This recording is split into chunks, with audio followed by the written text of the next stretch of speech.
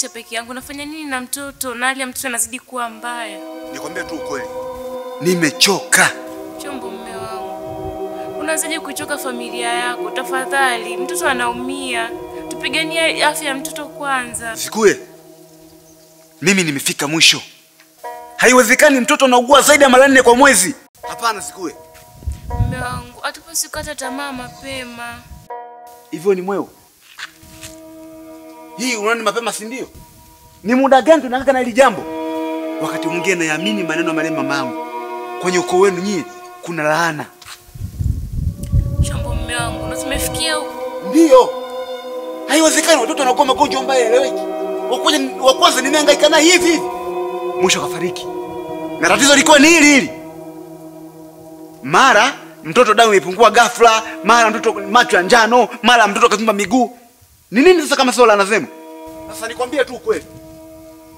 Fanya utakavyoweza umtoe mtoto wangu katika laana zenu. Na kama tafariki huyu, mimi na wewe tumemalizana.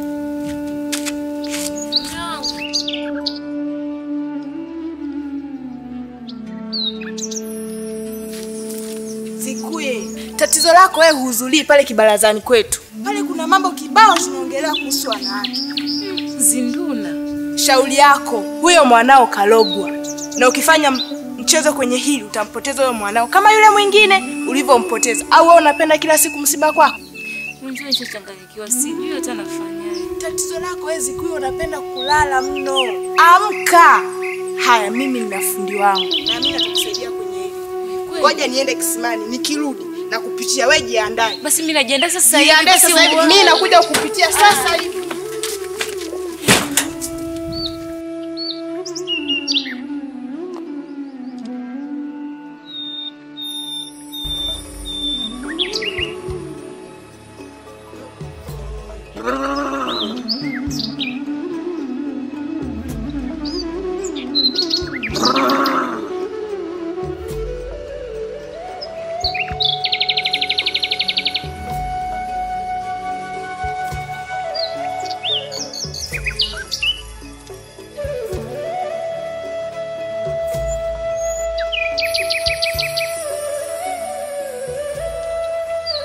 Huyu mtoto kalogwa. Kalogwa? Ndio kalogwa.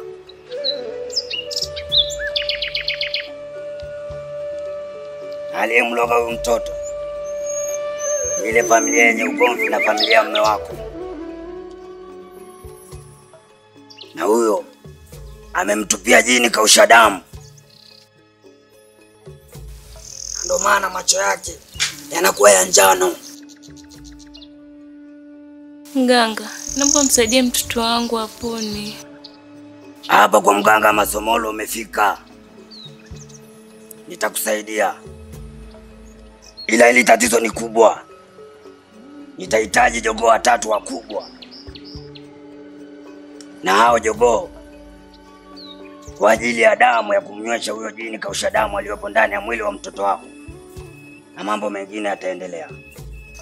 Sawa mganga, basi si ngoja tuende tukafanye maarifa.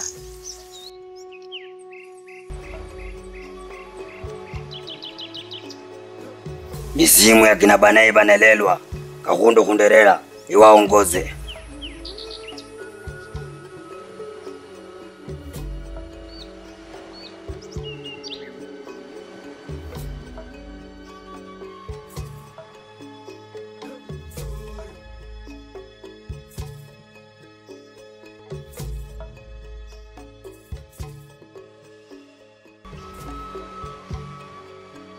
Dada umependeza, mjini kumekukubali. Mimi pazuri kaka. Naona unatengeneza hapo. Unaenda kumagizia wapi?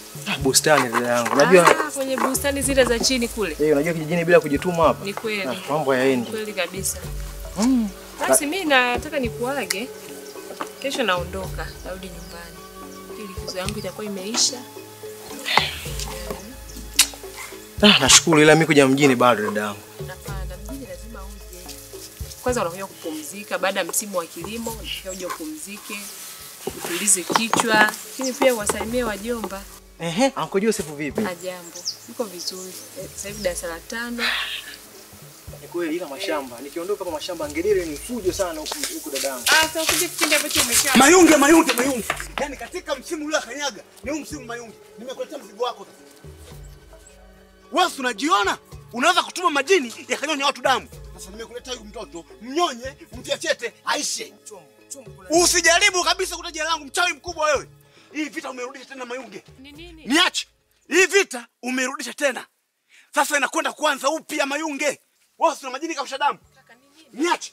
Yaani kijiji chote hiki. Umeona watoto wangu wana damu tamu Mayunge. Mayunge, wa kwanza nilizika ila huyu na kuzika na wewe. Mzigo wako hapa. Mnyonye, umtia fiate, nafuata mwili kesho asubuhi. Chombo. Twenda huko mpumbavu mkubwa wewe. Chombo. Mayunge, asubuhi nafuata mwili. Kaka, Shanzi mkubwa. Nataka tuende kwanza kwa mwenyekiti. Tukaangalie tujue nini kinaendelea kwa ajili ya matibabu yake. Lakini kwanza twende kwa mwenyekiti. Ila dada, Mtoto anaumwa amechemka sana. Twende kwanza tutajadili baadaye. ila chombo.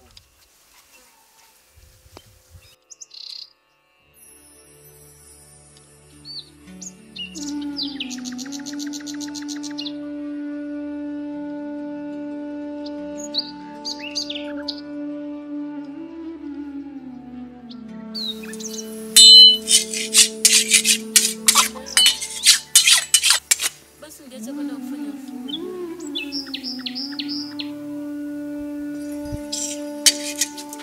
Basi kama unaenda leo baba.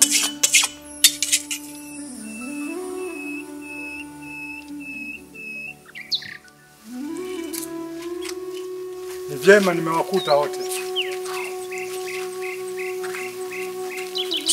Yaani mwenyekiti, ingekuwa ni vyema zaidi kama huyu mchawi asikanyaje katika ardhi yangu hapa. Chombo, tambua niliyesimama hapa ni mwenyekiti. Na nyinyi wote ni wanakijiji wangu. Jambo linapokuwa sio sawa lazima tukae tuliweke sawa. Cha msingi tusikilizane, sawa? Karibuni. Asante.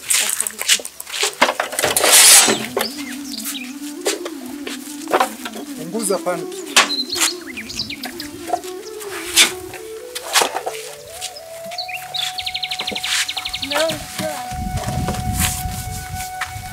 Chombo kaa. Kana mapanga chombo. Lolote linaweza kutokea mwenyekiti. Kwenye kijiji changu sitaki watu washike mapanga kama hivi. Mimi nipo. Shida unaoipata nione mimi. Cha msingi tusikilizane. Wanachombo, kitendo ulichokifanya ni kosa kisheria. Na kama Bwana Mayunge angeamua kwenda mbele zaidi, alikuwa na kosa la kujibu. Ni kweli mwenyekiti, afu mimi na mudu huyu.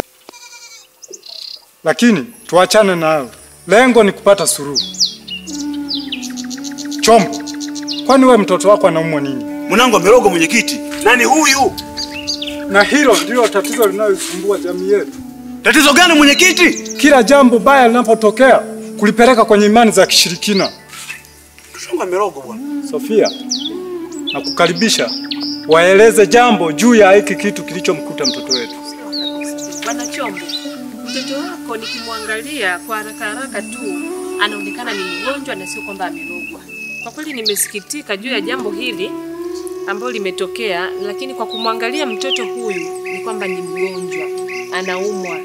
Na dalili zote alizonazo kwa kuziona kwa macho anaonekana ana ugonjwa wa sikoseli. Sikoseli? Yaani mtoto wangu amerogwa, after mnakuja mnaniambia maneno ya kizungu kwangu hapa. Sikoseli sio ugonjwa wa kurogwa, sikoseli ni ugonjwa wa kurithi kutoka kwa baba na mama. Nilikwambiaje wewe? Nilikwambiaje? Nilijua tu ni wewe. Chombo. Waheshimiane. Tusikilizane ili tuweze kuelewa. Chombo. Tuheshimiane basi. Tusikilizane ili tuweze kuelewa. Kama unaweza Chombo. kuninyoa. Unanishikia panga hadi mimi mwenyekiti wako. Ndugu zangu, hili tumekuja kuliweka sawa. Mwenyekiti, huyu anaamini ushirikina tu. Dada Sofia, hebu mueleze kama ulivyotuambia kwa Lakini mwenyekiti. ugonjwa huu sio ugonjwa wa kurogwa. Nafikiri mtoto huyu sasa hivi ana miaka 6. Na kuna dalili ambazo mmekuwa mkiziona kuanzia utoto wake. Ndio mamangu? Ndio. Amekuwa anaonesha vitu gani? miguu, kuvimba mikono, macho yanakuwa njano, anashika damu. Hivyo. Kwa hiyo hizo zote ni dalili za mtoto mwenye sickle cell au za mtu mwenye sickle cell. Na ili kujiridhisha inatakiwa tumpeleke hospitali ili kuwa na uhakika kujua kabisa kwamba huyu mtoto ana shida gani. Oh, umeshasema amerithi ni kwa mama yake. Mimi kwetu hakuna, nilikwambia. Hapana, Mr. Chombo. Mwenyekiti, naomba kidogo nipate kuwafahamisha juu ya ugonjwa wa sickle cell. Ugonjwa wa sickle cell ni ugonjwa wa kurithi kutoka kwa baba na mama kama nilivyosema. Baba na mama mwenye vimelea. Tunaposemea mtu mwenye vimelea ni kwamba ana ugonjwa lakini hauna madhara kwake. Hana zile dalili zote za mtu mwenye sickle cell, haishiwi damu, hana maumivu, haugui mara kwa mara, lakini ana vimelea vya sickle cell. Kwa hiyo baba huyu akioana na mama huyu ambaye naye ana vimelea, wako kwenye hatari ya kumleta mtoto mwenye sickle cell. Kumekuwa na changamoto kwenye jamii juu ya ugonjwa wa sickle cell, namna ambavyo wanauchukulia. Kwamba mtoto anapokuwa na dalili 1, 2, 3 wanaamini kwamba amerogwa. Na wanampeleka mtoto kwa waganga kienyeji badala ya kumpeleka hospitalini kupata matibabu. Hii imepelekea vifo vingi sana vya watoto. Badala ya kuokoa maisha ya mtoto, wanasababisha vifo kwa sababu mtoto hapelekwi hospitalini. Na dhana nyingine nyingi kwenye jamii kwamba mtoto huyu hawezi kuishi, mtoto huyu ana shida hizi, mtoto huyu hawezi kuzaa. Kuna dhana nyingi sana kwenye jamii ambazo zinaonekana. Nafikiri mwenyekiti, mtakuwa mmeshawahi kuona hapa kwenye jamii kuna mtoto amefariki kwa sababu hizi. Kwa sababu huu ugonjwa ni mkubwa katika kanda ya Ziwa. Labda niseme tu kwa takwimu ya Tanzania, kanda ya Ziwa inaongoza kwa kuwa na wagonjwa wengi wa ugonjwa wa sickle cell. Kwa hiyo hili janga ni kubwa sana katika nchi yetu na katika ukanda huu wa kanda ya Ziwa. Sofia, kumbe hili tatizo alipo kwenye kijiji changu tu. Kumbe ni janga la taifa zima. Kabisa. Kwa hiyo ugonjwa wa sickle cell, Mr. Chombo, ni kwamba unarithi kutoka kwa baba na mama, na dalili zote mlizozionyesha zinaweza zikatuonyesha kwamba mtoto anaweza kuwa na sickle cell, lakini twende hospitali kwa ajili ya matibabu, kwa ajili ya vipimo stahiki ili mtoto apate matibabu sahihi. Umesikia? Mtoto wa Mabula alivyokufa sasa alikuwa hivi macho mekundu, ya njano sio na vima. Nilimloga mimi. Mimi nilimloga. Ndio maana mtoto wa mzee Omanya juzi tumemzika, si ndio? Na dalili ni hizi. Hata yule wa mwanzo aliokufa pia alikuwa na matatizo kama haya. Changamoto zilikuwa ni hizi. Na pia hii hali inatesa sana, maana mtu anashinda kufanya majukumu ya kimaendeleo. Basi inabidi ndugu zangu wote tuwe mabalozi wa hili janga. Mr. Chombo, unapoamini mtoto wako amerogwa, ndio unavyosababisha kifo chake. Badala ya kumpeleka kwa mganga kienyeji, mpeleke katika kituo cha afya akapate huduma. Mimi nilikuja kumuona ndugu yangu hapa nyumbani, hapa ni kwetu, na nilipata hili tatizo jana. Ndio walikuja nyumbani kwetu pale, wanamleta mtoto karogwa, na mimi nilipomuona nijua sasa mtoto ana shida. Kwa hiyo nikamuomba mdogo wangu tumlete kwako, lakini kwa namna ambavyo nimeona tatizo lilivyo kwenye jamii, naomba uitishe mkutano wa kijiji ili tuwape elimu, kwa sababu namna pekee ya kuondoa ugonjwa ni kutoa elimu kwenye jamii. Mimi kule mjini nina taasisi kubwa ya utoaji wa elimu juu ya ugonjwa wa sickle cell, inaitwa TASIWA, kwa kirefu ni Tanzania Sickle Cell Warriors. Tunajihusisha na utoaji wa elimu ya sickle cell, tunajihusisha na upimaji wa sickle cell, tunajihusisha na ukusanyaji wa damu kwa ajili ya watu wenye sickle cell na watu wengine wenye changamoto za damu. Kwa hiyo nitakuja hapa kijijini kwa ajili ya kutoa elimu ili tuweze kuokoa watoto wetu na kizazi kijacho. Na tuna wataalamu kabisa wazuri ambao wamebobea katika masuala ya sickle cell na wanahudumia watoto vizuri. Nafikiri utakuwa umenielewa Mr. Chombo. Mwenyekiti. Okay. Kwanza kabisa mimi niombe samahani walichotokea na nilichomfanyia ndugu yangu pale. Ukweli nimeelewa kwa sababu hata dalili zote alizoongea dada Sofia hapa mtoto wangu anazo. Na sio huyu tu, hata yule aliyefariki dalili zilikuwa ni hizi pia. Kwa hiyo kikubwa kabisa bwana ndugu yangu Mayungi, tusameane bwana Aisha mambo. Ni kweli bwana Mayunge. Nisamehe ndugu yako yaishi. Hapana mwenyekiti. Wewe unasema mimi ni mfefetaji? Wewe si mimi ni mfefetaji? Dada Sofia. Alipotususia mtoto pale nyumbani, mtoto angekufa je? Kijiji kizima kingeamini mimi ni mfefetaji. Alafu nimsamehe huyu. Mimi siwezi kumsamehe. Mambo yanazungumzika kaka. Mambo haya yanazungumzika. Wewe mstaarabu. Tunatakiwa tusamehe kwa ajili ya afya ya mtoto. Sio kwa huyu dada, sio kwa huyu. Mayunge, sikiliza maneno ya dada yako.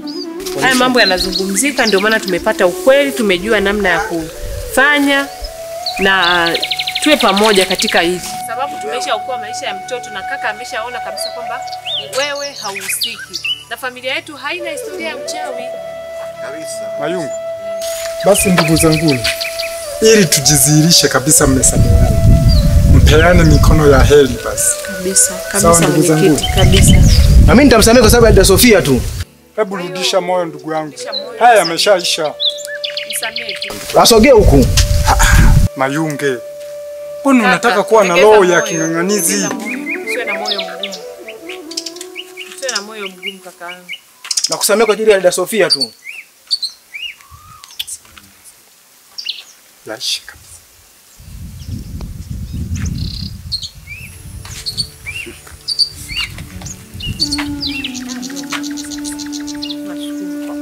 Asante sana mwenyekiti. Asante sana kwa jambo hili. Na ninakushukuru pia Sofia. Kijiji changu hili tatizo limekuwa ni janga. Tumezika juzi. Kuna mwana kijiji wangu amehama kwenye kijiji changu. Tatizo ni hilo hilo gonjwa. Na kwa kuwa tumeshalijua, kila mwana kijiji sasa hivi awe balozi wa mwenzie. Na hawa ndio watatusaidia. Hawa wawili ndio watakuwa mabalozi wetu nyumba kwa nyumba kwa ajili ya kutoa elimu ya sikoseli. Na pia mimi kama mwenyekiti naanza kwa wana kijiji wangu kuwasambazia. Na mkutano tuje tutoe. Basi yameisha. Mimi kwanza nashukuru sana dada kwa kweli. Elimu yako imenisaidia sana mwenyekiti. Karibuni sana jamani. Mayunge. Chombo. Mbolea yangu. Nitakuletea bwana. Zingatia mbolea. Yeye anaileta mwenyewe ndugu yangu. Mwenyekiti, mimi roho yangu safi nimezana na huyu. Zingatia mbolea yangu. Hiyo naleta mwenyewe bwana. Na kingine ndugu zangu, ndio mwenyekiti, niwaombe. Dalili zozote zinapotokea ukaziona sio sahihi kwa wewe, fika zahanati mapema ili uweze kupata ushauri jinsi ya kulitatua hili tatizo. Sawa ndugu zangu? Sawa mwenyekiti. Basi hayo yameisha. Na hao watakuwa mabalozi yetu kwenye kazi ya kutoa elimu. Kabisa. Ya kabisa. Tunasisitiza mtoto apeleke hospitali sasa hivi ili waweze kumhudumia. Haina shida hiyo dada. Na hii ndio la kwa dada msomi. Bwana Chombo. Bwana. Mbolea. Bwana. Bwana. Mimi nirudi kwenye majukumu. Na mimi nikaendelea na mambo. Anashukuru sana mwenyekiti. Ila hii njia huko nishaziba bwana. Ng'ombe uko na nani ka? Sawa kabisa. Ni huku tu. Usiwe na shaka. Haya shida bwana. Nashukuru sana ndugu yangu. Unasahau wewe.